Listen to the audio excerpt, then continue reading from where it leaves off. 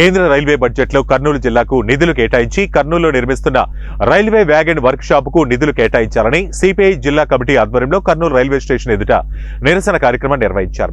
అనంతరం సిపిఎం జిల్లా కార్యదర్శి గౌస్ దేశ్ మాట్లాడుతూ కర్నూలు నుండి విజయవాడ వరకు ఇంటర్సిటీ ఎక్స్ప్రెస్ రైలు నడపాలని, అదేవిధంగా కాచిగూడ గుంటూరు ఎక్స్ప్రెస్ రైలు విజయవాడ వరకు పొడిగించాలని తెలిపారు. విభజనలో భాగంగా కర్నూలు జిల్లా ఎంతో వెనుకబడిన ప్రాంతం. రాష్ట్ర ప్రభుత్వం కర్నూలు జిల్లాపై చొరవ చూపి జిల్లా మంత్రులు, ఎమ్మెల్యేలు కలిసికట్టుగా కర్నూలు జిల్లా రైల్వే అభివృద్ధికి పాటుపడాలని సిపిఎం జిల్లా కార్యదర్శి గౌస్ దేశాయ్ రాష్ట్ర ప్రభుత్వాన్ని డిమాండ్ చేశారు. సిపిఎం పార్టీగా ఈరోజు నిరసన కార్యక్రమం చేపట్టడం జరిగింది. ఈ సందర్భంగా కేంద్ర ప్రభుత్వాన్ని మేము కోరుతా ఉన్నాం, అట్లే రాష్ట్ర ప్రభుత్వానికి కోరుతా ఉన్నాం. ఈ పార్లమెంటు సమావేశాల సందర్భంగా, బడ్జెట్ సమావేశాల సందర్భంగా కర్నూలు జిల్లాకు నిధులు కేటాయించడం కోసం ఒత్తిడి తీసుకురావాలని ముందుగా రాష్ట్ర ప్రభుత్వాన్ని కోరుతా ఉన్నా.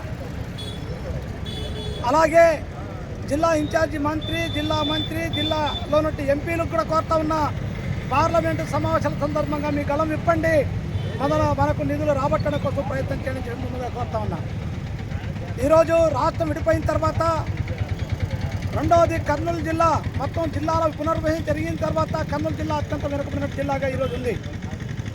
మరి ఈ జిల్లాకు ఈ పాత రాజధాని నుంచి కొత్త రాజధాని అమరావతి వరకు కర్నూలు జిల్లా ప్రజలు కానీ, ప్రత్యేకించి కర్నూలు టౌన్లోని ప్రజలు కానీ, వ్యాపారస్తులు కానీ, ఉద్యోగస్తులు కానీ వెళ్ళాలంటే ఆర్టీసీ బస్సు, ప్రైవేట్ బస్సు తప్ప వేరే మార్గం లేనటువంటి ఒక దౌర్భాగ్య పరిస్థితి కర్నూలు జిల్లాకు ఉందని చెప్పేసి నేను కోరుతా ఉన్నా. ఒక్క ట్రైన్ కూడా కర్నూలు టౌన్ నుంచి బయలుదేరే పరిస్థితి లేదంటే మరి పాలక వర్గాలు కర్నూలు జిల్లా పట్ల ఎలాంటి చిత్తశుద్ధితో ఉన్నారో చాలా స్పష్టంగా అర్థమవుతుంది.